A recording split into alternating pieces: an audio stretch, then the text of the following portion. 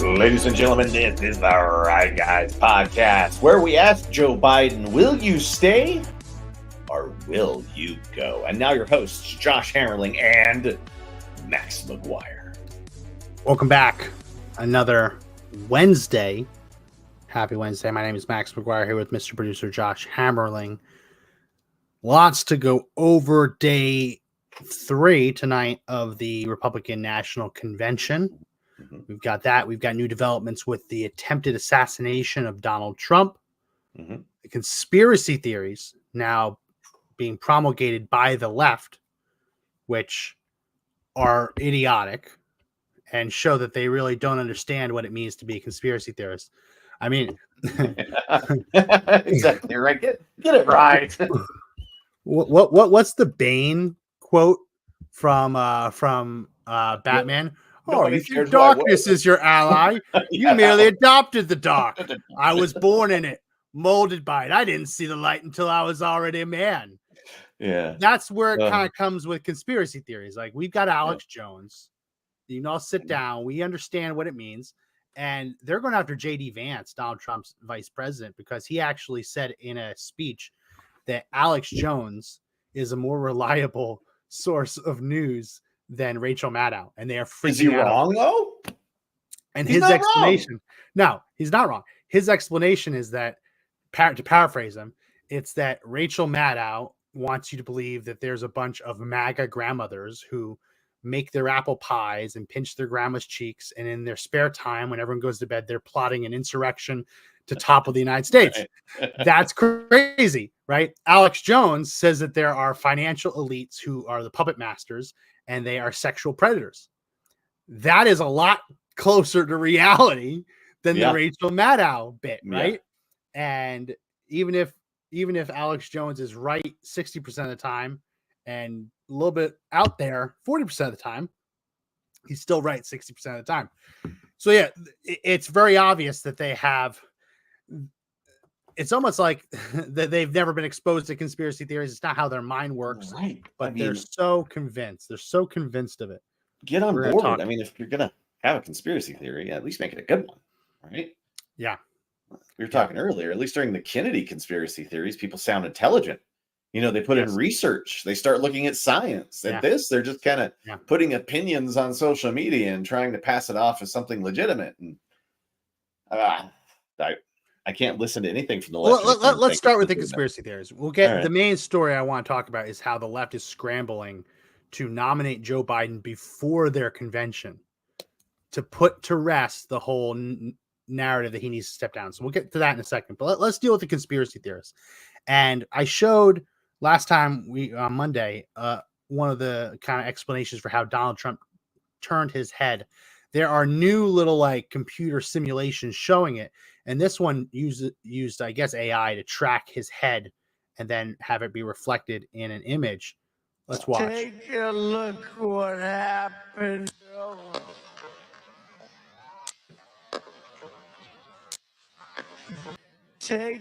I don't think that he took 2 shots to the ear.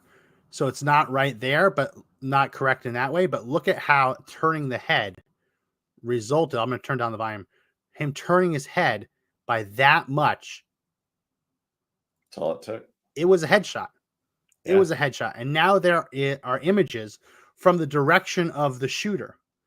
So just to put into perspective what his shot probably looked like, he was lining up. It was on target. His shot was on target. And then Donald Trump turned his head. That's unbelievable, man. I mean, so to be fair, the shooter did not miss. Donald Trump dodged bullets. No, he didn't miss. Donald Trump dodged bullets. Yeah. But it's a moving target. He didn't predict them. Listen, I'm not going to give any kudos to this guy. I may burn in hell.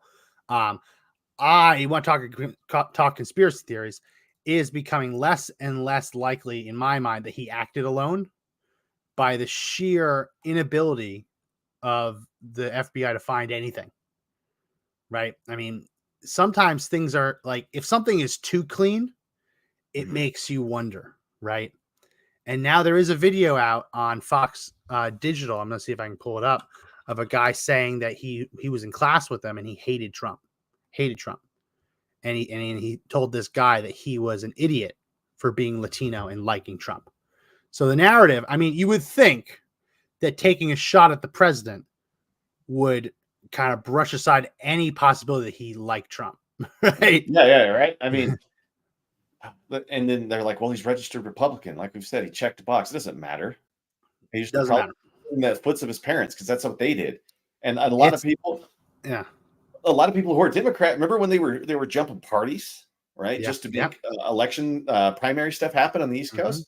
That it means nothing, right? It means nothing. You check the box and you get the letter. Him donating to progressive turnout means more than the box check.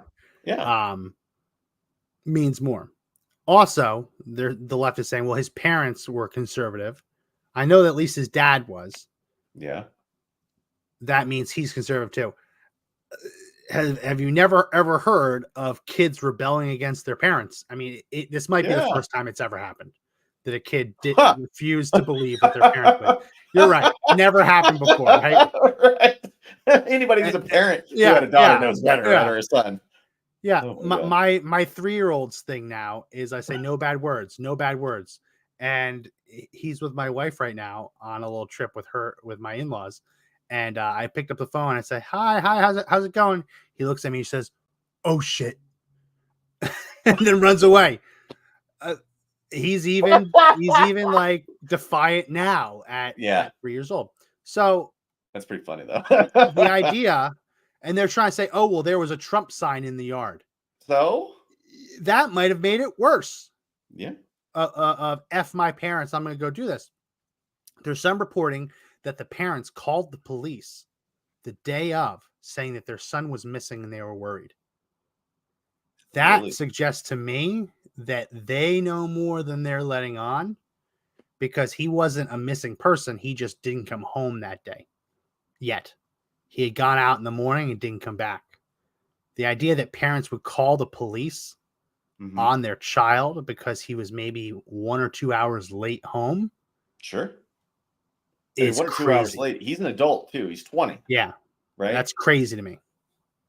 He's adult. He's adult. Right. When this first happened, I remember saying to you, I'm like, Max, for as random as this looks, it feels like there's an awful lot of organization on the shooter side. Right. He's in the one spot that gives him a clear shot at the president. He's not noticed for 7 minutes. 7 minutes. He was noticed earlier. I don't know if I told you this before we went on or when we were already on. He went through and he actually locked eye contact with the sniper team, and they saw him earlier in the event using a rangefinder, which is an obvious red flag. A rangefinder, for everyone who doesn't know, it's like, instead of a binocular, it's like a monocular. It's one thing you look through and it tells you how far something is away. Golfers use it to see how far they have to shoot for the tee.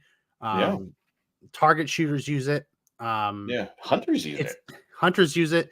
The last thing you would want to bring to a rally. There's no reason to bring that to a rally. I mean, just having it in your pocket should get somebody flagged, right? So why do you have a rangefinder out here today? Yeah. You know? The narrative is that because it wasn't a gun, they couldn't do anything about it. That I have a hard time believing. That's crazy. That's crazy. There's no way. It's like someone showing up with a rifle scope and they're like, oh, well, it's not a gun, so come on in. That to me is crazy. So they locked eyes with him. Wow. And the reporting is made them uncomfortable. We know that the roof from which he is alleged to have taken that shot was identified by Secret Service as being a place that they should probably make sure no one gets on top of it to take a shot. The narrative coming out of the Secret Service is that the head of the Secret Service, who we have covered, seems to be a DEI hire. Seems to be. Her claim is that the roof was too pitched and that the slope of the roof made it impossible for agents to do anything about it. The problem is that roof had a less steep of a slope than the buildings that the sniper teams were actually put up on. Yeah. Right. I mean, we've seen from the pictures from that day that the sniper team that actually was deployed was on a slope roof and had no problem with it whatsoever. Right. Yeah. And you look at the actual roof where this guy was on it. It was a 1 in 12 slope. If anyone knows if anyone's a roofer, a 1 in 12 slope, some 2 in 24, whatever it is. It's rise over run. Yeah. Rise over run. That is not steep. That is as flat of a roof as they will let you do with metal shingles, with a metal roof, a steel roof. Hey, I want to supplement your picture here with this. So this is 2 angles. This is the one the shooter was on, and this is the one the actual Secret Service were on. Yeah. You can see that they're already on a more sloped angle on the building that they are at. Yeah. That they're looking at. So where's the safety concern? Where's the issue? Because I don't believe her statement for a second. I'm glad I see what you're bringing up because I was looking for the same thing. Yeah. Because this is for real what you really need to see. Because I don't think this is a dangerous slope, dude. It's like, oh, the slope is too much. There's videos of cows just climbing onto roofs and just managing the slope fine. And this is the funny video. And it's like Secret Service says the roof is too steep. And then people just showing this. It's just a cow that's just jumped onto a roof and is walking fine. A metal roof with hooves. I mean, it's insane. It's insane. And here's the other bit. We know that in lieu of putting agents on that roof, we know that either agents or officers were put inside the building instead. And that was their idea of securing it. I'm hearing some talk that here's the other question. How the hell was he climbing onto a metal roof, stomping around on a metal roof, and no one in the building heard him? Even hears it? There's nothing? You can't do it. And you can't walk on a metal roof without people underneath you hearing it. Max, I don't see evidence of like a bag or anything he carried this rifle in. So where was he carrying the weapon? Probably when he was getting arrested. Probably ditched near the ladder, which is magically changing in heights based on the reporting. Sometimes it's a 12-foot ladder. Now they're saying it was a 5-foot ladder. There's a lot of what ifs here. There's a lot of questions that haven't been answered. And it feels like they're slow walking it. I wasn't alive. Anyone in the comment section who was alive when JFK was shot, based on everything I've read, the public got a look at the gun faster than we have. There's reporting out now that it was a DPMS AR-15, which is unless it was a higher end one, which unlikely given everything I've seen with what I've seen on the market. They do exist, but they are rare. A DPMS, usually it's like a Panther. Before Biden, that was a sub $400 AR-15. Now it's a sub $500 AR-15 thanks to inflation. $450, $475. Not a designated marksman rifle, not a long-range target shooting rifle. Probably when you combine the rifle and the ammunition together, probably looking at combined between 2 and 4 MOA. That stands for minutes of angle. And MOA, what that means is at 100 yards, how much will the variability be in how accurate the shot is? So if you're sub 1 MOA, that means that if you aim at a target and you pull the trigger and everything works right, the rifle and the ammo combined will fall somewhere between in a radius of a half an inch. That's all you can ask for. But once you get to 2 to 4, let's just say 2 MOA, right? What that means is at 150 yards, it's an inch and a half radius. Still not terrible, right? Still not terrible. Good enough for most applications. But as we see from this, could mean the difference between killing Donald Trump and missing by literally a hair. Which is why when I see articles like this one, it really enrages me. This is from Slate. The headline, was Thomas Crooks a good shot? He didn't need to be. didn't need to be because the AR-15 is such a great long-range rifle. And they're talking to a guy who went through marksmanship training in boot camp. And he's like, we had to take these shots at a couple 100 yards and we were hitting the paper. And if I could do it, he could do it. Missing the fact that if you had to take this shot and the stakes were high and you had a choice of what you wanted to take the shot with, the last rifle you would probably pick would be an off-the-shelf budget sub $500 AR-15 with, according to reporting, an unmagnified optic. So you're shooting at 150-ish yards, unmagnified, with a budget sub $500 AR-15. It's the last thing you would pick. Can you make the shot? You can make the shot. We just saw this guy came centimeters away from killing the president. Would this be the choice? Probably not. No. Josh, if you ask me to choose between a budget AR-15 or a World War II rifle, I probably would pick my Finnish Mosin Nagant, because my Finnish Mosin Nagant is 1 MOA. It's a tack driver. Yeah. If I had to shoot unmagnified, I would pick that with a larger 7.62 bullet than an unmagnified budget AR-15. Like, there's just so much. A hunting rifle would be more accurate. If it was a little bit close, you could probably say there are lever action rifles that would be more accurate. I mean, so, go ahead. Well, the M16, originally what would become the AR-15, was made to be a lightweight, high capacity, medium range weapon, right? With decent accuracy, because its original application is to get close, right? It's meant to have volume fire. Right now, we've taken it to a point where it can become very accurate, but let's not remember at the heart of this thing, it is not meant to be like you called it a tack driver. It's a typewriter. It just keeps going and going and going. You're going to get shots like this, like fairly regularly with an AR-15. You're going to have flyers. That's what I'm trying to put in perspective for people. He was using a rifle that's about this size MOA, right? This is a coaster. All right. These things were not made for accuracy. They're made for volume fire. I would have just picked so people know that coaster, hold up again. That is the MOA kind of window on this. And that's, again, if you do everything right and if you use top shelf ammunition, that is perfect, right? Yeah. That for a target shooter, for someone who really demands perfection, if that was their spread, they'd say it was a failure. Yeah. They're aiming for like the line right in the middle of the H, right? That's where somebody who's a professional shooter is going to put 9 out of 10, right? Yeah. For the rest of us, we're happy to get here. Yeah. You know what I'm saying? And obviously, putting it up to my face, it looks like this is about the size of the MOA he was dealing with, right? And all Donald Trump had to do was turn his head. Yeah. They're not the most accurate rifles out there. There's other options one could pick for those kind of long distance shots. They're not.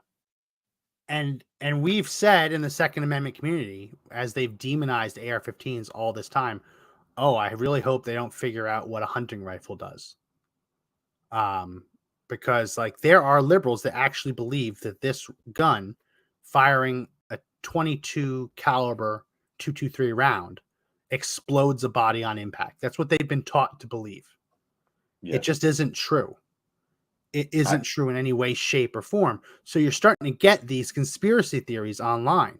These conspiracy theories claiming that Donald Trump knew about this and that he was in on it and that he paid the shooter to shoot his ear. That would be an impossible. It's an impossible shot. Even if he had done such a thing, and we go down this rabbit hole just to play the game. If you miss just a little bit, he's dead, right? There's no ROI on something like that, right? Because if it doesn't work, you die. Yes. And we are not talking. We're not talking about William Tell shooting an apple off of his son's head at a few paces. This is 150 yards in wind, unmagnified, with a budget AR-15. You don't take that bet. You would never do it. It makes no sense. No sense. None at all. The other conspiracy theory is that it didn't hit his ear. It flew over his head, and it was never supposed to hit him. But he had a blood pack that he pinched to make it look like he hit his ear. And they're demanding, I kid you not, they're demanding he remove the bandage. So we could see it. Because in their mind, an AR-15 bullet will explode your head if it glances your ear. They have no idea how this stuff works. Go shoot a paper plate that's hanging off of a stick. Yes, it'll blow right through it. They think it would explode the paper. It just, for every action, there's an opposite and equal reaction. It didn't apply enough force against the bullet to make it deform. Yeah. If anything, all it did was glance off and go another direction. That's all he could really do with that. It's asinine to even suggest such a thing. Do you know what kind of shot you would have to be? You would have to, even like a Terminator robot that would go out there who would have no play whatsoever in the rifle as it's holding it and pulling the trigger, would still be subject to the wind. Yes. I mean, there's not a variable in that scenario that you get to control. Not a single one. None. And people genuinely, and this is why it's not good to have a conspiracy theory if you don't actually understand what's going on. Like with the JFK shooter theories, like people studied ballistics and understood ballistics. There are basically three parts of a gunshot wound. There's the entrance wound, which is when the bullet pierces your skin, makes a hole in your body. That entrance wound is going to be about the diameter of the bullet. Yeah. So however big the bullet is, unless it's tumbling, then it could be weird. But if the bullet's spinning and it's stabilized, it's going to be about whatever diameter the bullet is. Then there's the damage that happens inside the body caused by cavitation. Yeah. This is the bullet. Yeah. This is the wound channel, cavitation, the creation of that cavity. That is the bullet taking all of the force behind it and expelling that into the body. Yeah. Think about it this way, right? I mean, we all know an object in motion stays in motion until acted upon by an outside force. You ever see someone hit the brakes and if they have ceramic brakes, those brakes get really red, start glowing, they get hot. Oh, yeah. Mm-hmm. That's because that energy has to go somewhere. Yep. If the bullet slows down, the energy goes into the body instead, and it can cause tremendous damage. And there are bullets that are designed, either hollow points or soft points, to expand and deform to specifically cause a larger cavity to form, more of that energy to be expelled. Then the third part of the wound is the exit wound. And usually there's always an exit wound, but when there is one, it generally is larger than the entrance wound. And a lot of times more graphic, because it's not just the bullet that's leaving. It's also the bullet deformed, shaped, and all the energy behind it that has to go somewhere. Yeah. Yeah. The energy is going somewhere. Yeah. So when you hit someone in the ear, let's even just say that someone held out their ear and the bullet hit it almost like a needle piercing an ear. There is not enough flesh there for any of this cavitation to happen. It just isn't, right? You are having an entrance wound and an exit wound at the same spot, for all intents and purposes, at the same place. There's no flesh to be cavitated. Right? There's none, right? And for all these people who don't really know anything about this, I guess I'll defer to the nerd qualities in them. Look at Game of Thrones. Look at what happens to dragons when they take a shot from an arrow. Puts a little hole in their wings. That is the nerdiest non-firearm example I can think about at the top of my head. It creates a hole, but it didn't explode their wing because there isn't enough there to absorb the energy behind the bullet and to have the bullet lose enough energy to cause massive damage to someone's flesh.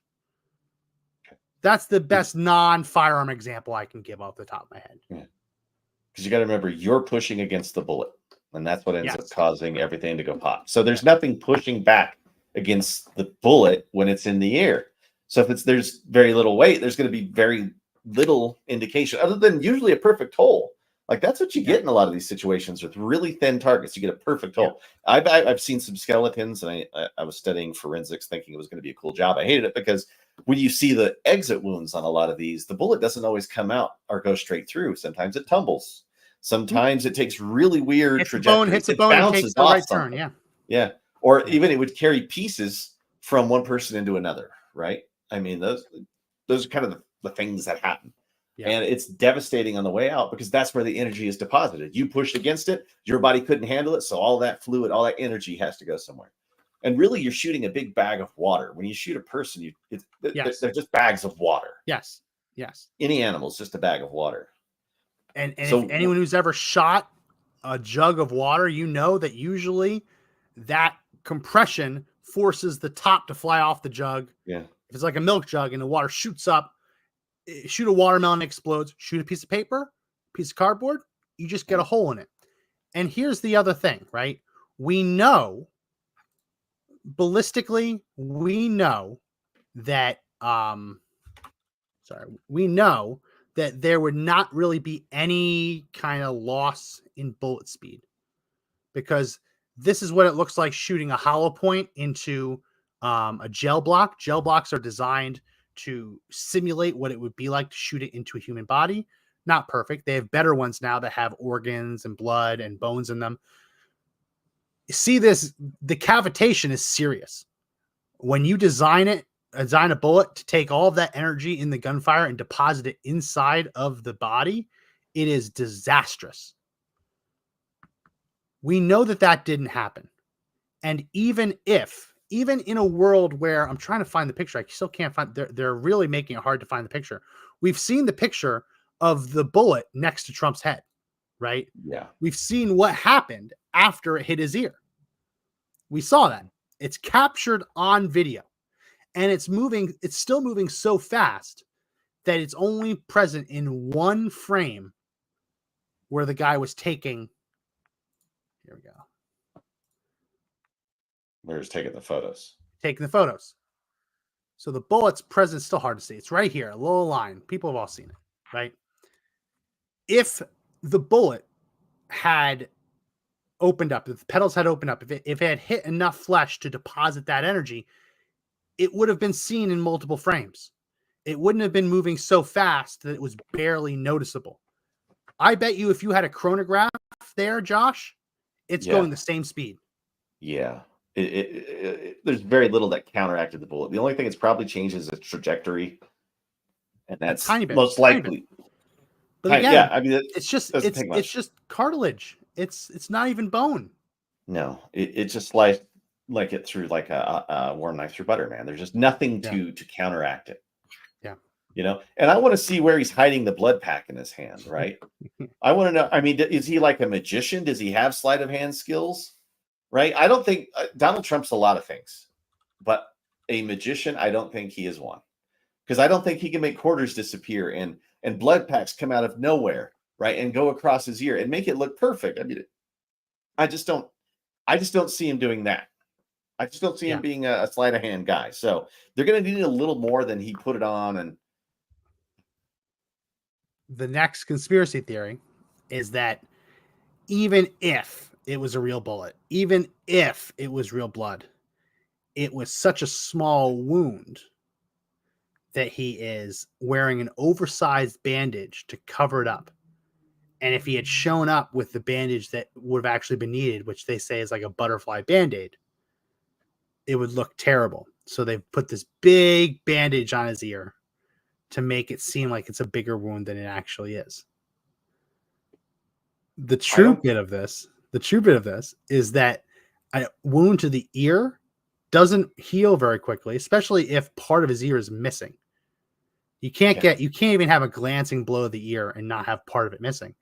It doesn't heal right away. It's not usually something you need stitches for, because again, if there is a slight piece of his ear missing, you can't just stitch that back together. You kind of just have to let it be. Stitching is closing a wound, right? If he's missing the tip of his ear, you can't just close it. He'd look like he was an elf with a pointy ear. Yeah. So that's the new conspiracy theory, that he's wearing this oversized bandage to hide that he wasn't shot. The problem with that is eventually the bandage is going to have to come off. Yeah. And that's not something you can just lie about. Yeah. Eventually the world's going to look at that ear.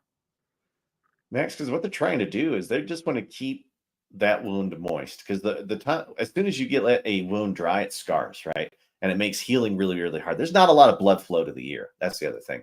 So that alone takes a long time for it to heal. Plus, keep the wound moist. That way it heals better. He's going to have a permanent part of his ear missing. And I challenge people who have had gauges in their ear and who have done the ear piercing all the way up and have done really strange body modifications to tell me that they wouldn't want to cover it up the same way, because you don't want to get your ear infected, right? That's the other thing, is you got to make sure that a 70-year-old man doesn't get an ear infection from a gunshot wound, right? I mean, there's so much here that it's just it's bullshit. And they probably have it wrapped from both sides. This is as small of a band-aid as you can really put on something like that. It's actually kind of a really pro band-aid. There are a lot of people who have like surgeries on their ear to remove like skin cancer and things like that. Yeah. It is very common for them to wear a full head bandage around their head just to wrap it, just to keep it tight. Because obviously if he bumped into something, that would fall off. And the other part is that there may be fleshy pieces they're trying to reattach that were blown off that they want to reconstruct, because probably not now. It's too late now. Maybe, I don't know. Like if it was blown through, they're probably just hoping that there's so, because he got out of the hospital pretty fast. They're like, it's probably blown most of that ear off. It's just going to look funny the rest of your life. No matter what he does, no matter what he says, no matter what it appears to be, the left is now going to say that wasn't that bad. Right. Even though somebody shot at his head. There's no pleasing. Oh, you're pissing me off with that one. You're right. And realize this is where the conspiracy theory part of it's so stupid. This is probably the only place where he could be shot in the head and not get killed, or not have a life-threatening injury, or not change the way something works for the rest of your life. Yeah, being shot anywhere else in your head is either a fatal, obviously, or very, very life-threatening. Yeah, and if you've ever seen anybody with facial wounds, it is gruesome. And I pray for them every time, because those who have suffered real facial wounds, you know how devastating that would be. And anybody who's been shot will say, doesn't matter where you got shot, somebody tried to kill you. But again, they don't believe he got shot. There are idiots out there who actually believe that it was a BB gun from 150 yards. You can't argue with these people. They're not intelligent. At least the JFK conspiracy theorists have there are real conspiracy theorists who buy Carcano rifles and try and recreate it. And they're like, we can't do it. It's not possible. These guys, they don't know what they're talking about. Wow. Hey, I was looking at slopes because we were looking at those roofs earlier. And I just want to share this one real quick because it makes a lot of sense.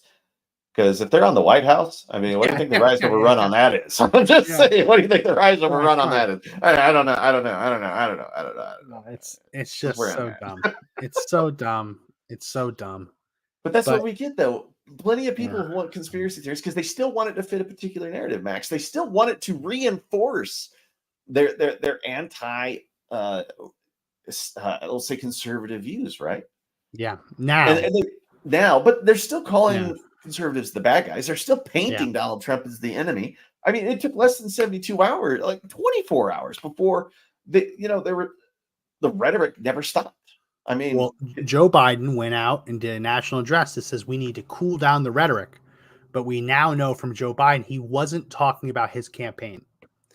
In an ultimate example of victim blaming, their narrative is that the only side that needs to cool down its rhetoric is Donald Trump, and that it's Donald Trump's fault he got shot. That's actually what they're saying. Because Joe Biden was asked, his press secretary was asked, what do you plan to do? What do you plan to change to cool down the rhetoric? And they both say nothing. They both say absolutely nothing. What an empty, hollow position.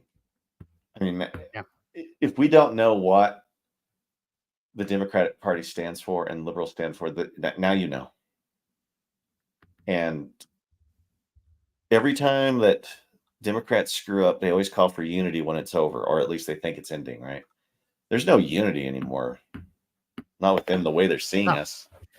And they don't get it past this time. No, the Republicans are showing unity. This is from last night. You ever think we'd see Ron DeSantis give an impassioned speech at Donald Trump's RNC a couple months ago? Never would have thought it. Here he is last night.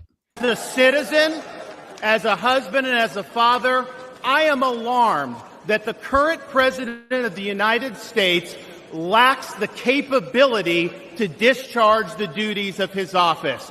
Our enemies do not confine their designs to between 10 a.m. and 4 p.m. We need a commander-in-chief who can lead 24 hours a day and 7 days a week. America cannot afford 4 more years of a weekend at Bernie's presidency. Did you ever think you'd see that?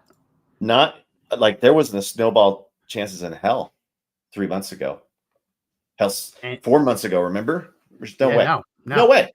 And did you ever think you'd see this? I'll start by making one thing perfectly clear. Donald Trump has my strong endorsement, period. Wow. There was a time that she started getting booed a little bit before she said this. Okay, you said there was a time where she never would have said that. Go for it. Sorry, I cut you off. And now, like, this is the worst thing that could have ever happened for the Democrat Party. Because the one thing that Republicans lack is marching together, right? They've never been on the same page. They've never had a reason to get each other's backs, right? And now they do. Now they see the power of moving as a group, right? They see the power of being able to lead their constituency to make change. Now they're starting to realize that all of the time that Democrats have spent demonizing the right was wrong. And now people see it, right? And this has never happened before. So they're trying to tread this new platform, right? Donald Trump's also being extraordinarily unifying with his own party. Yes. Right? It's time to just say, you know what? Let bygones be bygones. We're all after the same thing. Welcome to the party. Here is a poll just released by the AP and APNORC, University of Chicago outfit. And this is asking Americans from July 11th to July 15th. So most of this was conducted before Donald Trump was shot. All the polls that have been coming out are showing most of the people polled from before he was shot. So this will shift a little bit, especially in Republicans, especially after the convention. But if you ask them before he was shot, 26% of Republicans said that Donald Trump shouldn't be the nominee. 51% of independents said they should pick someone else. And 86% of Democrats, obviously. Wow. Flip side to the Democrats, should Joe Biden be the nominee? 70% overall say they should pick someone else. Wow. Obviously, you're going to get that from Republicans, but 77% of independents said Joe Biden shouldn't be the nominee. And even of Democrats, 65% of Democrats. You see, Republicans can go into their convention. They can get speeches from Nikki Haley, right? Oh, Trump clapping for her. You can get speeches from Nikki Haley. You can get speeches from Ron DeSantis. And you can take that 26% and you can whittle that down to 15, 10. You're never going to please everyone. That's fine. No. How do you go into a convention with 65% don't want your nominee to be the nominee? You can't claw that back. Well, the easiest thing to do is to not have that convention. I mean, if I was those people, I would start hitting the cancel button now. Right? I mean, this is this is not just an uphill fight for the Democrats, man. This is a like David slaying Goliath kind of moment, right? Because the deep state Democrat Party, I think, almost had Donald Trump assassinated, or at least their rhetoric has, from what they've been saying. To say that they had a personal hand in it, no way to ever prove that. But to me, that is a far more realistic conspiracy theory than Donald Trump wasn't really shot or he was in on it. The idea that the shooter might have had help either within the police or within the Secret Service isn't that wild, isn't nearly as wild as Donald Trump wasn't really shot. Yeah. So this is what Democrats have to deal with. 65%. And other Democrats are looking at this polling saying this is insurmountable. Josh, 16 weeks, I believe.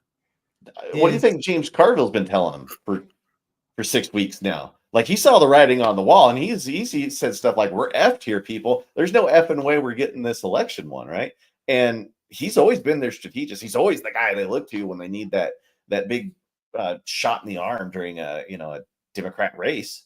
Yeah. And he saw it. Now it's at the point where it's like, well, let's just cancel the convention. Let's just give everybody in the down ballot races. They can't do it because they lose way too much face. I mean, if they were to do it, it would almost be political suicide at that point. I mean, that's something you don't come back from, is it? Well, what the Dems are planning to do, they are planning this week to hold the formal roll call over Zoom remotely. Wait, the formal roll call for what? So all of the delegates voting, they wanted to force them to vote this week before the convention. Before the convention? But that's the point of the convention. Yes, it is. I was being tongue-in-cheek with the earlier stuff, but they're canceling the convention. No, they still want to have the convention, but they don't want to let the people actually vote at the convention. They want to force them to cast ballots remotely. Why? What are they afraid of? Is somebody not going to do it? The official word is that Ohio requires you to nominate someone that you won't be on the ballot unless they hold this vote before their actual convention. That was the case, but Ohio changed the law so that they could have their convention normally and wouldn't have to do this. Basically, their convention was scheduled after the deadline to make it onto Ohio's ballot. And so they were going to do it this way so that they'd be able to say, we nominated Joe Biden. Let's make sure we meet the Ohio deadline for the ballot access. Ohio changed the law so that the deadline would be September 1st, which is nearly a month after their convention. Really? So there's no actual reason to do it anymore. The new narrative is that they don't trust the GOP in Ohio and that there might be a technicality somewhere that stops Biden from being on the ballot. The real reason they want to do this is to shut up the growing faction within Democrats who want Joe Biden off the ticket. That faction had quieted down after the assassination attempt, very obviously. But now they're kind of getting ginned up again. If you have everyone vote, all the delegates vote, then you say that faction, too bad, it's over. No takesy backsies. Yeah, get on board or get out of the way. Yeah. Forced unity at gunpoint. The other thing that they want to avoid is something you saw in 2016, which was the reluctant in the RNC, the reluctant delegates, the delegates who were technically pledged to Donald Trump, but didn't really want to. Right. And so there were a lot of delegate games happening at the convention where people, you remember Colorado was one of those states where they were pledged to Ted Cruz, and they were trying to cause a lot of dissent and causing a scene. You do this, you get rid of the scene. They can't cause a scene. You don't get someone who raises their hand and says, on behalf of the state of Nevada, we reluctantly cast our ballots for Joe Biden. Like, they could do that. Once you hand over the mic, they could do that. We implore the president to step aside, but in the absence of that, we are bound by law You know what I mean? They could make it really embarrassing for him. Yeah. Yeah. So get rid of that if you do it early. Well, you can't lose that kind of face. I mean, there's so much damage control here, Max, that I don't know if the damage just ends after this election for Democrats now. Because there's everyone wanted to call for a red wave. There feels like there's like a freedom wave that's kind of going out there now. Yeah. And I've got a feeling, because if Trump gets elected, people already have to start thinking about the next 4, right? As soon as he's done, we have to start worrying about what it's going to look like when Trump's out of there, right? But the Republican Party stands on this precipice where they can either take their party to even greater steps, right, or greater end than being the party of playing reaction, right? They've always been the party of reacting, especially to attacks from Democrats. So this is a whole different like game that they're not used to. And I think they got to start thinking in decades, not elections, right? Well, we need a long-term plan. Never interrupt your enemy when they're making a mistake. Let the Democrats do what the Democrats are going to do. But they realize they're running out of time. And they're really, because the 2 DNC committees are meeting on the 19th and the 21st. So that's 2 days away and 4 days away to finalize the plan and the date for the virtual vote. Once that happens, it's done. So you're seeing Democrats starting coming out of the woodwork, and they're not low-ranking Democrats. Chuck Schumer is demanding that they abandon this plan. Hakeem Jeffries, the House Democratic leader, is demanding it. Nancy Pelosi is reportedly working the phones to try and get Joe Biden off the ticket. Barack Obama is reportedly behind much of this rebellion.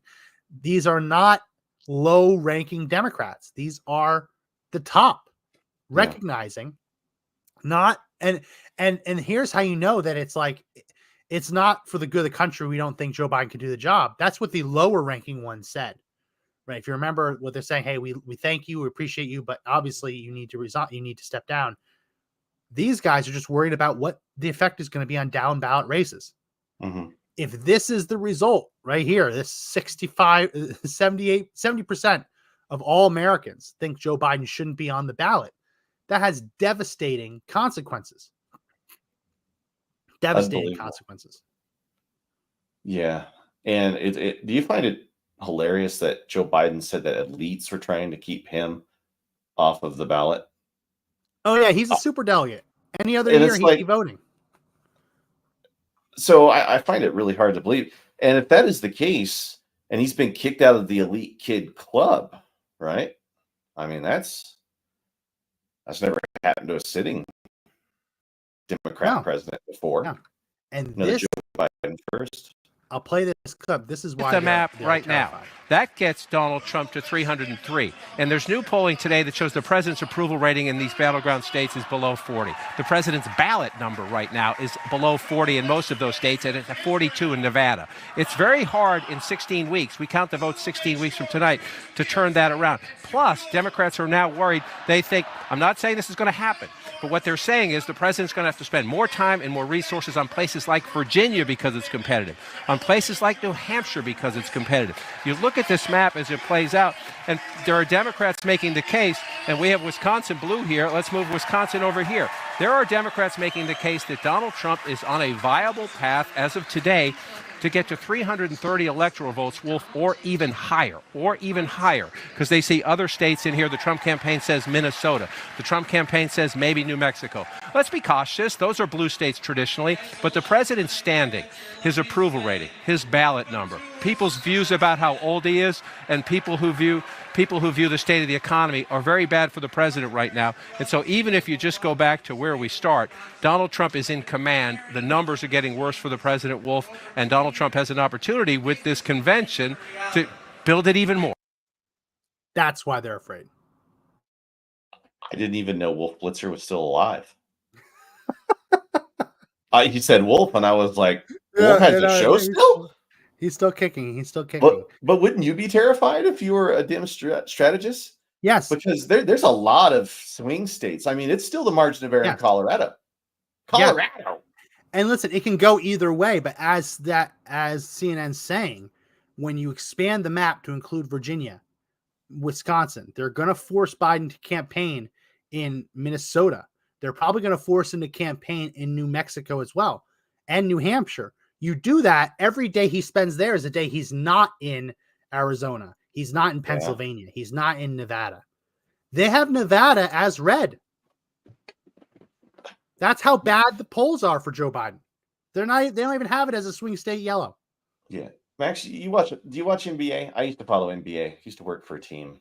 I've watched a lot of basketball. I go with my son to Spurs games because he likes it.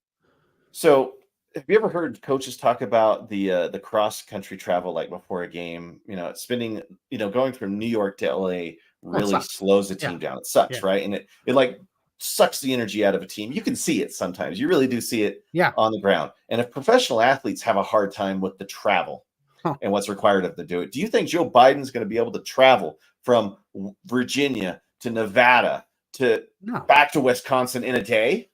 His excuse for sounding like a vegetable on the debate stage was that he had traveled 12 days earlier. I mean, remember, jet lag was one of the excuses. And he got back to the United States for 12 days earlier and spent that whole time in Camp David, essentially a vacation retreat. It's got the trappings of like a White House. It's got all the White House offices and everything, but it's essentially a vacation retreat compared to the White House. If jet lag is the excuse for his debate performance and a week and a half wasn't good enough, you're not going to see him able to do.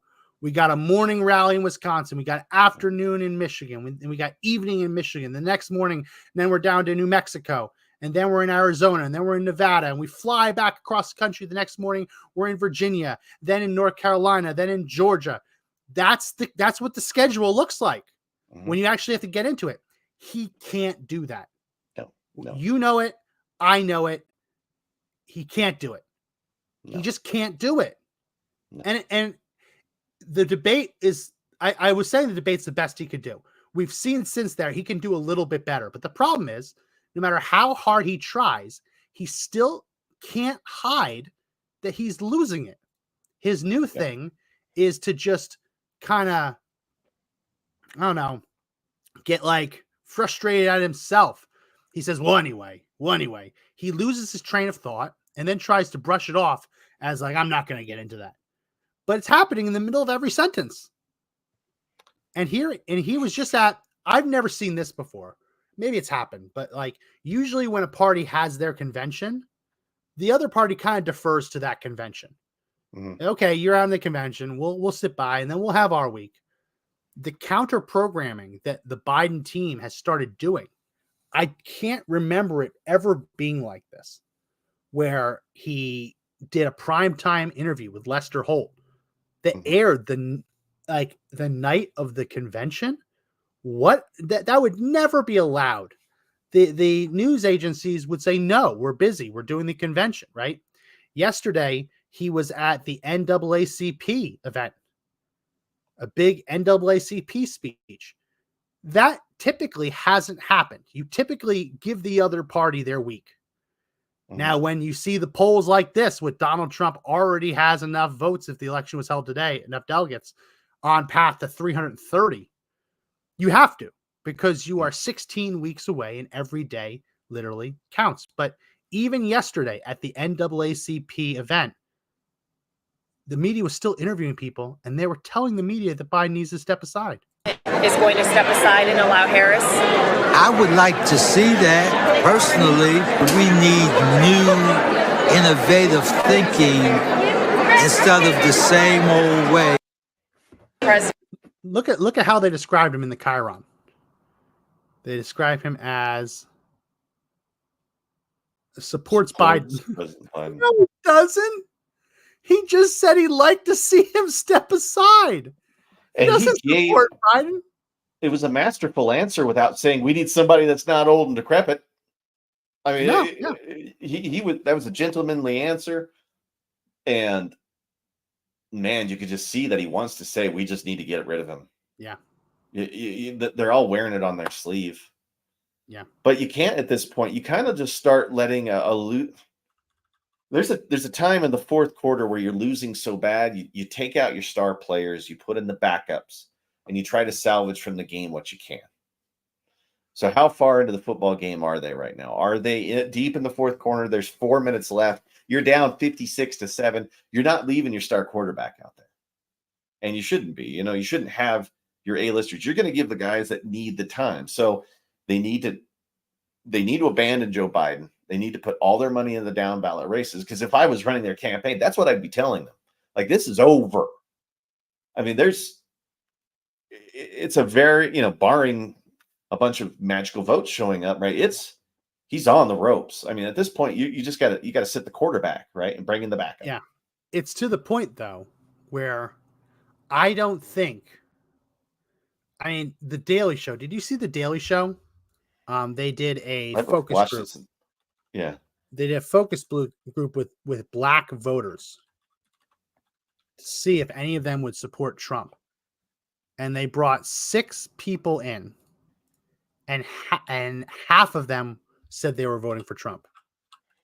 And it surprised the correspondent because he said, I honestly didn't expect it. I think I saw what you're talking about. Yeah. Yeah. Let me download it right now. Yeah, that one kind of shocked me. But could you imagine that? I mean, they expect a specific outcome. A lot of those times when they put them up, they're hoping for an outcome because they need that kind of positive press, right? Because you don't think ABC wouldn't have been like, well, a bunch of people on the comedy channel, right? Go for it. Yeah. So this is Daily Show on Comedy Central. Who will you be voting for in 2024, Daryl? Do I have to say his name? I don't want to, but more than likely it's going to be Trump. Yeah, unbelievable. Unbelievable. Who are you going to be voting for? Biden. And then Victor? I'm with her. Oh, Biden, okay. Trump.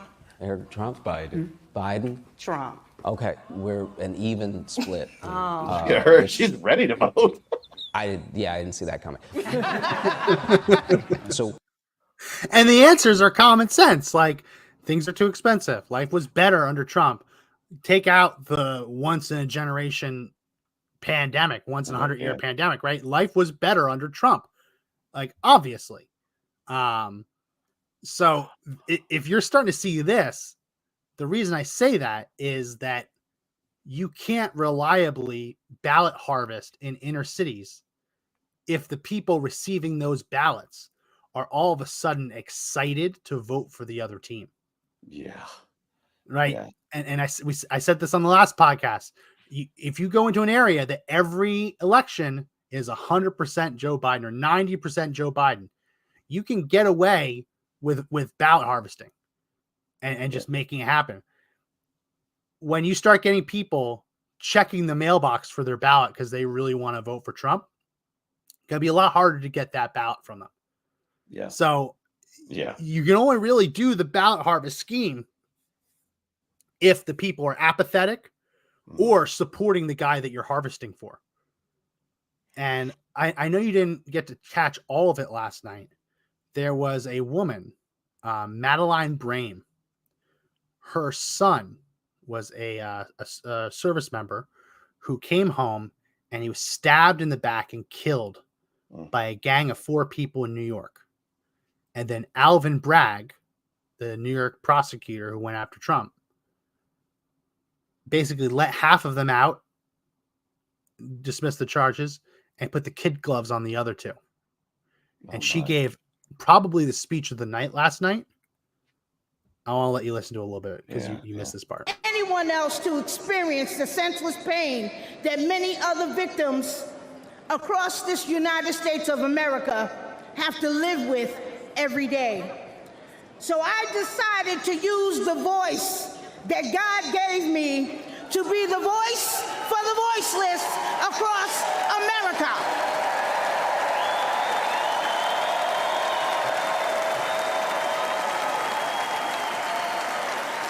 We need justice for victims, and we need accountability for prosecutors who fail in their duty.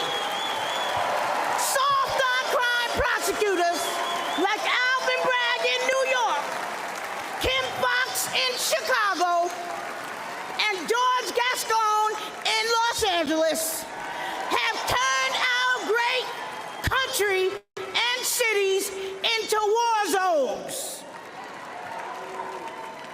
Poor and neglected communities like mine are suffering. And who else in here is sick and tired of being sick and tired.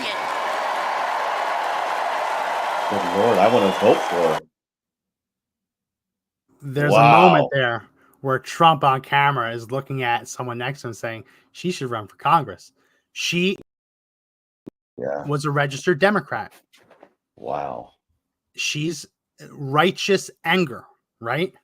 And obviously she feels that she lost her son. Yeah. But you don't have to be at the RNC to feel that and to see it around you, that it's just life is worse. Life is not, we were better off in a world led by that man where you didn't have liberals, leftists pulling the levers of power. So that I highly recommend to everyone, if you missed it, watch that clip. She's fiery. Oh my God. She's got a spirit about her that is just unmistakably strong, and she's telling the truth. You know, there's that old saying is that the truth just sounds different. That right there was, that is what it sounds like. Oh my God, I love her. I'm going to watch that whole thing. She was an everyday American, and usually the everyday American stories don't get a lot of play when they get up there. The ones that get play are the primetime addresses from like the senator or the congressman or the running mate. That speech is getting play because of just how fiery she was. Yeah. And it's to the point, we're out of time, so I won't play the clip, but to the point where the Biden campaign actually accused her of politicizing tragedy. She is not a politician. Wow. She's not a campaign official. She is a grieving mother who is turning her loss into action. And the Biden campaign came out, didn't name her by name, but they named the everyday Americans, accused them of politicizing tragedy. That's how you know that the other side is on the ropes. Yeah. Never seen that before. I'll give you the final word before we wrap up. You can hear the desire for something different in every voice, every day. And I like it because we're on the edge of something here. We're on the verge of something really good. So let's not squander the moment. Let's not squander this time in history. Make things happen. Yeah. Change our world for the better. You know how to do it. You've been looking for the sign. Now is the time. Now is the time. JD Vance tonight. Super excited about that. We'll have to wait and see what he says. But that's it for this edition of the podcast. If you like the podcast, subscribe, like, comment, share. Links down below. If you're watching on Twitter, we go live also on Rumble and YouTube, so you can find the Right Guys podcast over there as well. We go live Monday, Wednesday, Friday.